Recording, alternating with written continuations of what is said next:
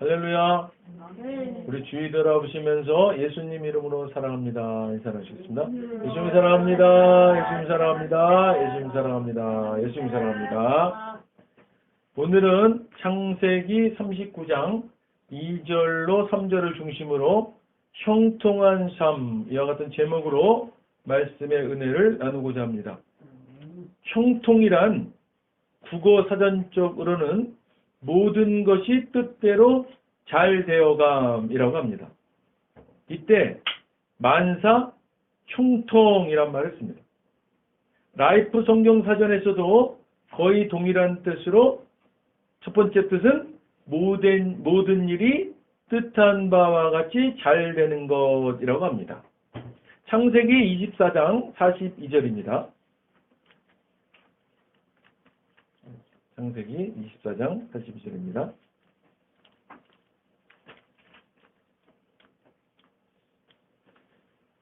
함께 읽겠습니다.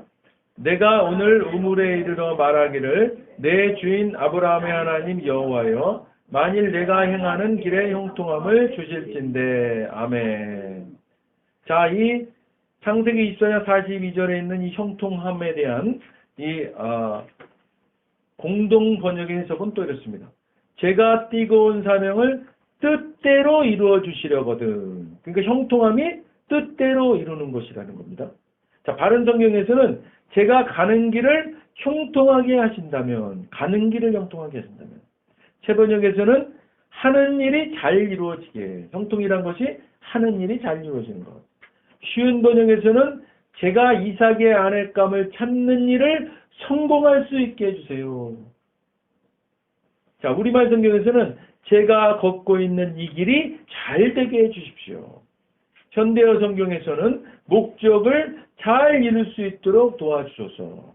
현대인 번역에서는요, 하고자 하는 일이 잘 되게 하소서 등으로 이 형통을 각각 표현하고 있습니다.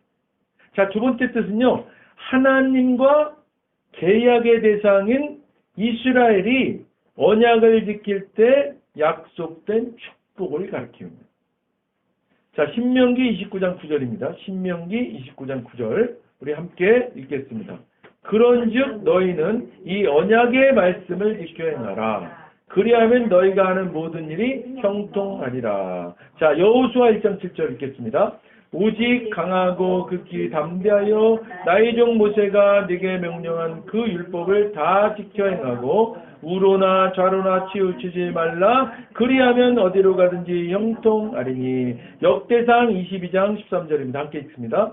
그때에 네가 만일 여호와께서 모세를 통하여 이스라엘에게 명령하신 모든 규례와 법도를 삼가 행하면 형통하리니 강하고 담대하여 두려워하지 말고 놀라지 말지어다. 아멘. 이렇듯 하나님과의 언약을 잘 지킬 때 약속된 그 축복을 형통이라고 합니다. 하지만 세상에서는 악한 이들이 형통하게 되는 것을 또한 종종 보게 됩니다. 예레미야 12장 1절입니다. 여호와여 내가 주와 변론할 때에는 주께서 의로우시니이다. 그러나 내가 주께 질문하옵나니 악한 자의 길이 형통하며 반역한 자가 다 평안함은 무슨 까닭이니까. 그러나 성경은요, 악인의 형통을 부러워하지 말라고 하십니다. 잠언 24장 1절로 29절입니다. 우리 함께 읽겠습니다. 너는 악인의 형통함을 부러워하지 말며 그와 함께 있으려고 하지도 말지어다.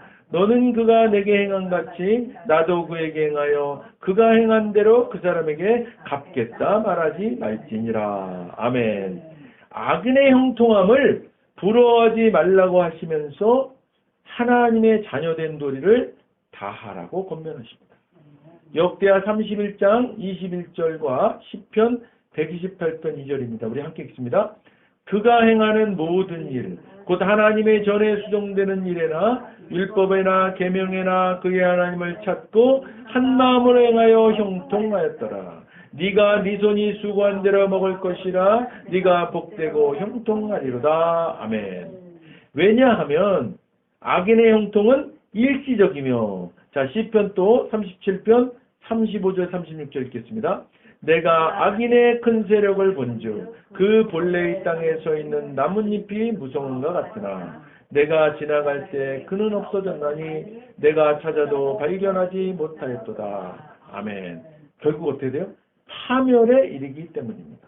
시편 73편 17절 18절입니다. 함께 읽습니다.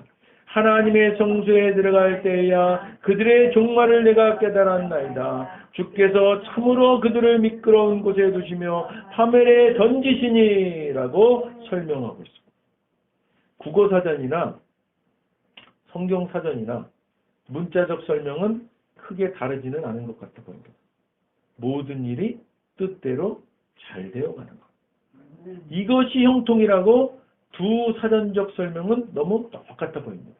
그러나 국어사전에서의 뜻대로에서의 그 뜻과 성경사전에서의 뜻한 바의 그 뜻이 성경을 통해서 보면 엄청난 차이가 있음을 알 수 있습니다. 자, 세상이 말하는 형통한 삶이란 자기가 원하는 잘 되는 방향과 결과를 말하는 것입니다. 성경에서 말하는 형통이란 하나님이 원하시고 뜻하시는 방향과 결과를 말하는 겁니다. 물론 결국은 잘 되는 결과가 있는 것이죠. 로고스 스트롱 원어코드 성구사전에서 보면 오늘 본문 말씀 창세기 39장 2절 3절 우리 함께 다시 한번 읽습니다. 여호와께서 요셉과 함께 하심으로 그가 형통한 자가 되어 그의 주인 애굽 사람의 집에 있으니 그의 주인이 여호와께서 그와 함께 하심을 보며 또 여호와께서 그의 범사에 형통하게 하심을 보았더라. 아멘. 여기에서 사용되어지고 있는 요셉의 형통함에 사용된 히브리어 원어는 찰라흐라는 말입니다. 이 찰라흐라는 말은 여호와의 신이 사람에게 내리다라는 의미입니다. 그러니까 하나님 자신이 인간에게 스스로 나타내심에 사용되어서요. 특히 하나님의 영이 함께하는 자에게 사용되어지는 표현입니다. 그래서 잘 되어가다, 번영하다, 성공하다, 건너가다, 평탄하다. 그러니까 뭐요? 이 찰나흐는 여호와 하나님의 영이 함께해서 잘 되어가고 번영하고 성공하고 건너가고 평탄하다 이런 뜻입니다. 하나님이 함께하셔서. 그러니까 요셉의 형통함은 하나님이 함께하심으로의 형통함. 그런데요, 성경은 악인의 형통함에 대해서도 기록하고 있습니다. 잠언 21장 4절입니다. 눈이 높은 것과 마음이 교만한 것과 악인이 형통한 것은 다 죄인이라. 여기서 사용된 원어는요, 니르라는 히브리어입니다. 그러니까 형통인데 하나는 찰라라고 표현하고 하나는 니르라고 표현하고 있습니다. 이 니르라는 히브리어는 등불에서 유래된 말로서 등불이 환하게 비추듯 막힘없이 번성하는 것, 땅을 쟁기로 갈아엎는 것, 개간된 땅, 새로 일군 밭 등을 말했습니다. 형통이란 말은요, 구약 성경에서 총 74번이 사용되고 있습니다. 앞서 설명드린 것과 같이 요셉과 같은 형통함과 악인의 형통함을 구분해서 사용하였음을 볼 수 있습니다. 요셉의 형통함이란 어떤 것이었습니까? 하나님이 함께 하심으로써 이루어지는 잘됨입니다. 하나님이 함께 하심. 하나님이 함께 하심. 악인의 형통함이란 하나님과는 상관없는 막힘없이 번성하는 것을 말합니다. 그리고 그 결과는 어떻게 돼요? 파멸을 말하는 겁니다. 막힘없이 그냥 잘 되는데 번성하는데 어떻게 돼요? 결국은 파멸하는 니르라는. 성경에서 사용된 형통에 대해서 신구약을 조사하다 보니까 구약에서 사용되던 형통이 신약에서는 전혀 사용되고 있지 않음을 보았습니다. 그렇다면 신약은 형통함에 대해서 기록이 없는 것일까요? 신약에서는 형통이라는 단어를 직접 사용하지 않으시고 하나님이 함께 하심으로 잘 되어가는 것으로 설명하고 있음을 발견했습니다. 구약의 찰라흐라는 히브리 원어가 바로 하나님이 함께 하심으로 잘 되어가는 것이라고 앞에서 설명드렸죠. 그렇습니다. 예수 믿는 우리 모두 하나님이 함께 하심으로 형통하시기를 주님의 이름으로 축원드립니다. 우리가 그동안 바라고 추구해 오던 형통이 세상 사람들이 말하는 형통과 근본적으로 다른 것임을 인식해야만 합니다. 그저 돈 잘 벌고 잘 되고 성공하는 것은 악인의 형통함과 다를 바가 없음을 깨달아야 합니다.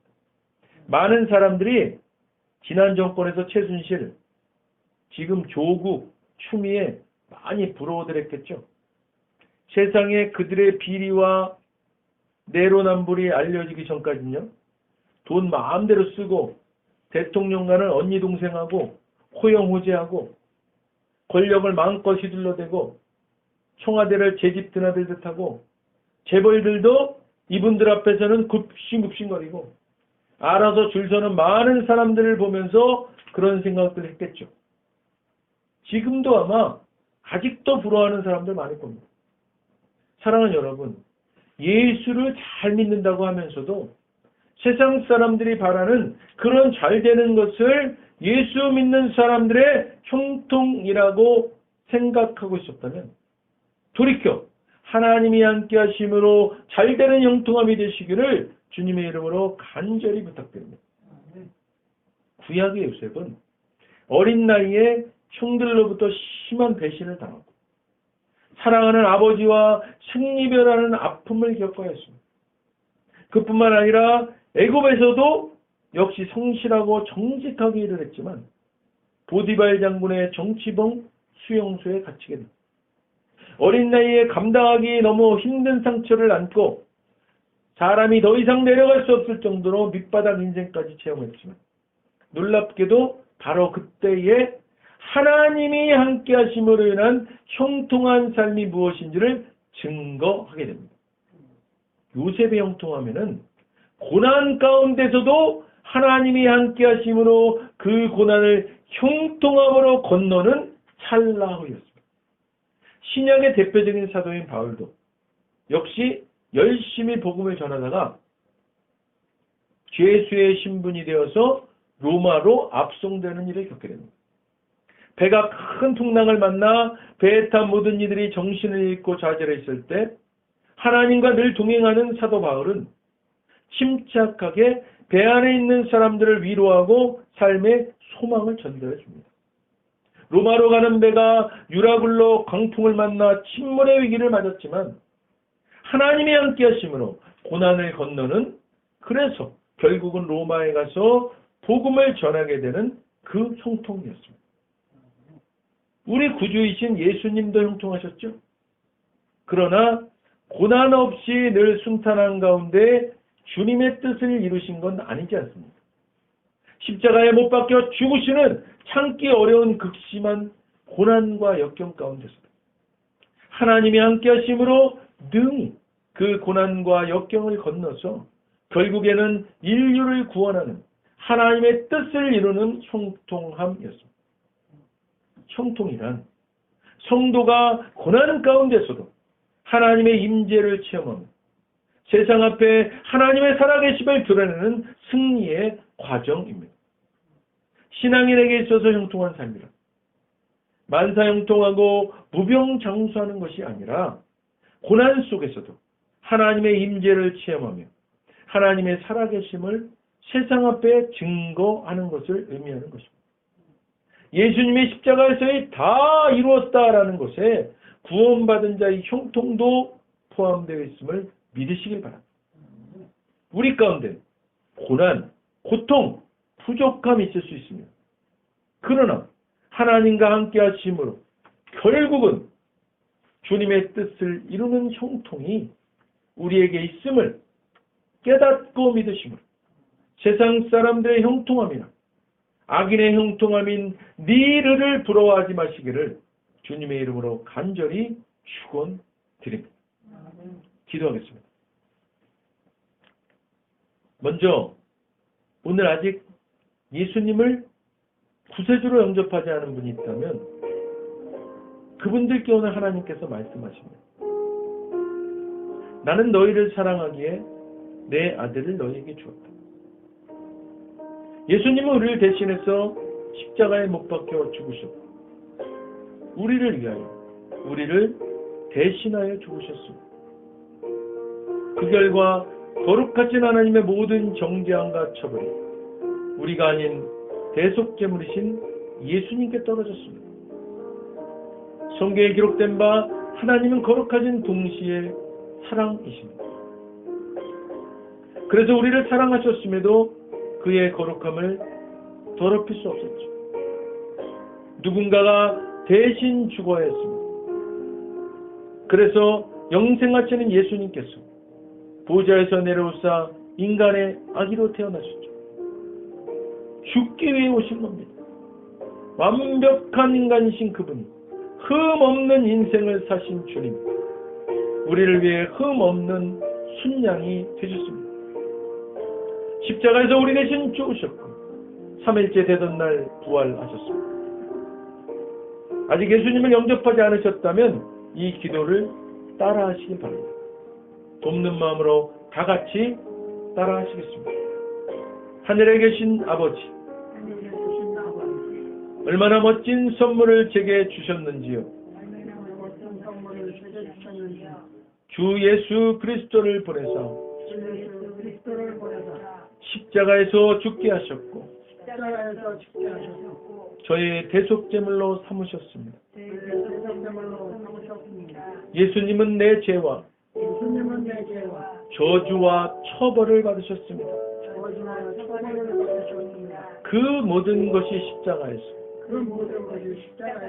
완결되었습니다.